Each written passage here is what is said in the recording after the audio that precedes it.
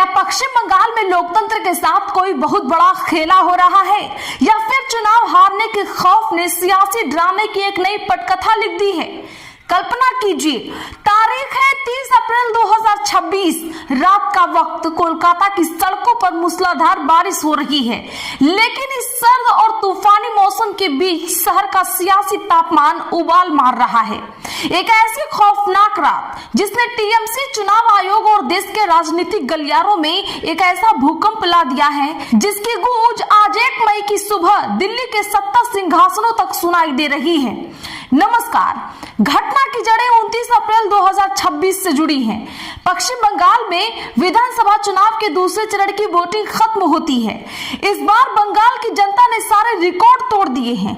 कुछ जगहों पर 92% से भी अधिक का भारी मतदान दर्ज किया गया है। जनता अपना जनादेश ईवीएम मशीनों में कैद कर चुकी है और इन मशीनों को कोलकाता के विभिन्न स्ट्रांग रूम में भारी सुरक्षा के बीच तक रख दिया गया है। राज्य की मुख्यमंत्री ममता बनर्जी को पहले से ही इस बात का गहरा अंदेशा था कि मशीनों के साथ गड़बड़ी हो सकती है। इसीलिए उन्होंने अपनी पार्टी के नेताओं और कार्यकर्ताओं को सख्त आदेश दे दिया था कि ईवीएम स्ट्रांग रूम के बाहर 24 घंटे जागकर पहरेदारी करो। सब कुछ ठीक ठाक चल रहा था, लेकिन ठीक अगले दिन यानी 30 अप्रैल की दोपहर कुछ ऐसा होता है जिसने इस शांति को एक भयंकर तूफान में बदल दिया। हम बात कर रहे हैं खुदीराम अनुशीलन केंद्र की। ये वो अति संवेदनशील जगह है दोस्तों, जहां उत्तर कोलकाता की कई विधानसभा सीटों की ईवीएम मशीनें सील बंद कमरों में रखी गई थी। दोपहर के करीब 3:30 बज रहे थे। अचानक वहां सुरक्षा में तैनात केंद्रीय बलों के जवानों ने स्ट्रांग रूम के बाहर पहरेदारी कर रहे टीएमसी कार्यकर्ताओं को परिसर से बाहर जाने का फरमान सुना दिया। और फिर इस पूरे ड्रामे का टर्निंग पॉइंट आता है। ठीक 3:20 के आसपास टीएमसी नेताओं के मोबाइल पर चुनाव आयोग की तरफ से एक ईमेल पहुंचता है। ईमेल में लिखा था, शाम 4 बजे पोस्टल बैलेट के काम के लिए स्ट्रांग रूम खोला जाएगा।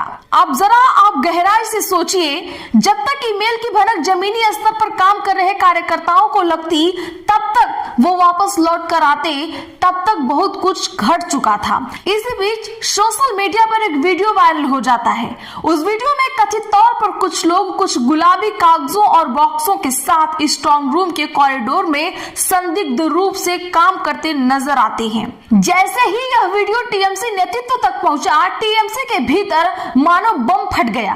पार्टी के कद्दावर नेता और उम्मीदवार कुणाल घोष और राज्य की मंत्री शशि पांजा भागते हुए खुदीराम अनुशीलन केंद्र पहुंचे, लेकिन उन्हें परिसर के अंदर जाने की अनुमति नहीं मिली। इसके बाद वो नेताजी इंडोर स्टेडियम के बाहर ही अनिश्चितकालीन धरने पर बैठ गए। सुनिए उस धरने में बैठे कुणाल घोष ने कितनी गंभीर बात कही है।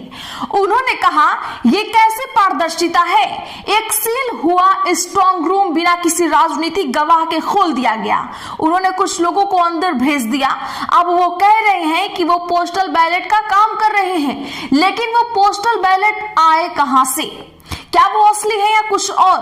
चुनाव आयोग की इस कार्रवाई पर हमें रत्ती भर भी भरोसा नहीं है। सुबह से हमारी टीम यहाँ थी, 3:30 बजे उन्हें हटा दिया गया और अब हमें अंदर घुसने से मना किया जा रहा है, हमें अंदर नहीं जाने दिया जा रहा है। उनके साथ धरने पर बैठी मंत्री शशि पांजा ने भी सीधी व्यवस्था पर कड़े सवाल दागे हैं। उन्होंने कहा, अगर स्ट्रांग रूम सील था तो वो खुला कैसे? अंदर वो लोग कौन है और यह गुलाबी कागज क्या है? आप राजनीतिक दलों को पहले से सूचना क्यों नहीं देते? और अगर आपको खबर देनी ही थी तो जब हमारे लोग वहां से निकल गए तब आपने ऐन मौके पर ईमेल क्यों भेजा? लेकिन दोस्तों, कहानी का सबसे बड़ा और चौंकाने वाला दृश्य तो अभी आना बाकी था। उत्तर कोलकाता में यह बवाल चल ही रहा था कि जैसे ही इस वायरल वीडियो की खबर खुद राज्य की मुख्यमंत्री ममता बनर्जी तक पहुंची तो उन्होंने सारे प्रोटोकॉल दरकिनार कर दिए। कल्पना कीजिए उस रात के दृश्य की। कोलकाता में भयानक तूफान और मूसलाधार बारिश हो रही है, लेकिन मुख्यमंत्री अपना पूरा काफिला लेकर दक्षिण कोलकाता के भवानीपुर की ओर निकल पड़ती हैं। जो ईवीएम मशीन है, इधर में स्टोर रूम है। तो आप लोगों को जानकारी है कि नेताजी इंडोर में सीसीटीवी जो हम पाया गया और बहुत सारे जगह में कि उधर में मैनिपुलेशन हो रहा है और बाहर का आदमी आके वो खुल रहा है, देख रहा है। शखावत मेमोरियल हाई स्कूल, जहां भवानीपुर विधानसभा की ईवीएम मशीनों को रखा गया था।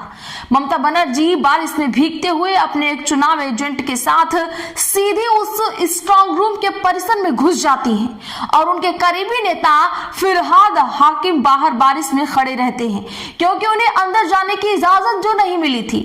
ममता बनर्जी का गुस्सा सातवें आसमान पर था।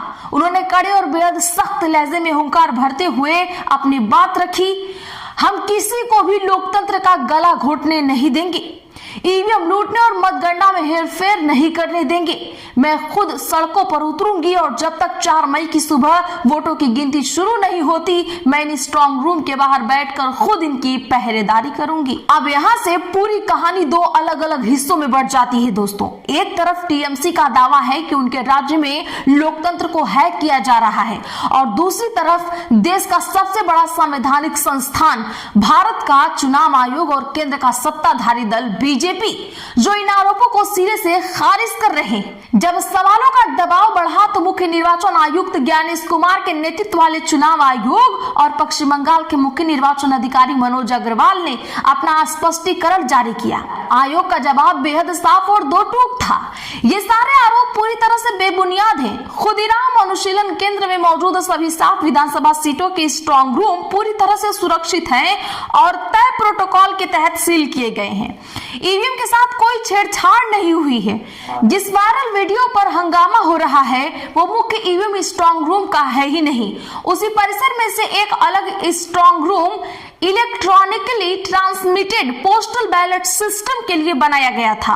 वोटों की गिनती से पहले पोस्टल बैलेट की छटाई की प्रक्रिया शाम 4 बजे से कॉरिडोर में शुरू की गई थी। इस पूरी प्रक्रिया की जानकारी सभी राजनीतिक दलों को नियमों के अनुसार दे दी गई थी। हम अफवाहों और सुनी सुनाई बातों पर काम नहीं करते। चुनाव आयोग ने यह भी साफ किया कि हर जगह मल्टी लेयर्ड सुरक्षा मौजूद है और सभी सीसीटीवी कैमरे 24 घंटे काम कर रहे हैं। लेकिन क्या सियासत में सिर्फ आयोग के बयान से आग बुझती है? बिल्कुल भी नहीं। बीजेपी ने टीएमसी के इस पूरे विरोध को एक सोची समझी सियासी नौटंकी करार दिया है।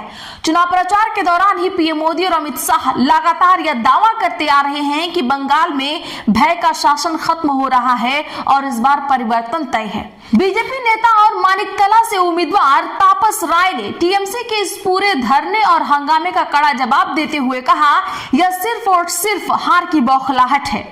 ऐसा तमाशा पहले कभी नहीं हुआ। स्ट्रांग रूम की सुरक्षा 3 टियर है। परिंदा भी पर नहीं मार सकता। जो लोग चुनाव हार रहे होते हैं वे हमेशा ईवीएम और चुनाव आयोग पर ऐसी ही बेबुनियाद शिकायतें जड़ते हैं। टीएमसी के लोगों को अपनी हार साफ नजर आ रही है, इसीलिए जनता का ध्यान भटकाने के लिए यह पॉलिटिकल थिएटर किया जा रहा है। तो दोस्तों 30 अप्रैल 2026 की उस खौफनाक और हंगामेदार रात का पूरा सच यही है। एक ही जगह है, एक ही वीडियो में है, लेकिन उसे देखने के लिए नजरिए 2 हैं।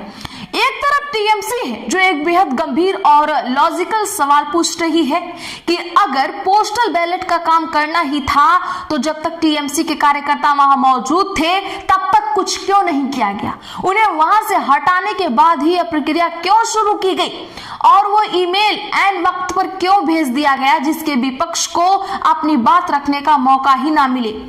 और वो ईमेल ऐन वक्त पर क्यों भेजा गया जिससे विपक्ष को अपनी बात रखने का मौका ही ना मिले?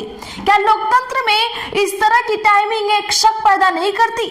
दूसरी तरफ भारत का चुनाव आयोग और बीजेपी है जिनका कहना है कि हर प्रक्रिया कानून के दायरे में हो रही है, सीसीटीवी की निगरानी में और पूर्व निर्धारित नियमों के तहत हो रही है और यह सारा बवाल सिर्फ हारने वाले दल के डर और हताशा का नतीजा है। 1 मई की सुबह यह सवाल उस आम मतदाता के मन में गूंज रहा है दोस्तों, जो चिलचिलाती धूप में घंटों लाइन में लगकर अपना वोट डालता है। आखिर इस दुनिया के सबसे बड़े लोकतंत्र में चुनाव प्रक्रिया को लेकर अविश्वास की खाई इतनी गहरी क्यों होती जा रही है? जब एक राज्य की सरकार और देश का चुनाव आयोग ये आमने सामने खड़े हो जाए तो आम इंसान किस पर भरोसा करे? अब फैसला आप पर छोड़ती हूँ। आपको इस पूरी घटना में किसकी बात में ज्यादा सच्चाई नजर आती है? क्या वाकई चुनाव आयोग की पारदर्शिता पर सवाल उठने चाहिए, या फिर आपको भी लगता है कि यह महज चुनाव हारने के डर से बुना गया एक सियासी जाल था? एक सजग नागरिक के तौर पर आपकी राय हमारे लिए बहुत ही महत्वपूर्ण है। कमेंट बॉक्स में जाकर हमें बेबाकी से बताइए कि इस पूरे ईवीएम स्ट्रॉन्ग रूम विवाद पर आपका क्या सोचना है। अगर आपको यह डीप डाइव और बिना किसी लाग लपेट वाली न्यूज पसंद आई है तो इस वीडियो को अभी लाइक करें और से ज्यादा लोगों में शेयर करें, उस व्यक्ति के साथ शेयर करें जो सच्चाई जानना चाहता है। हमारे चैनल को तुरंत सब्सक्राइब करें और बेल आइकन को प्रेस करना बिल्कुल भी ना भूलें, ताकि बंगाल की सियासी महाभारत की हर अनदेखी और अनसुनी कहानी हम आप तक पहुंचा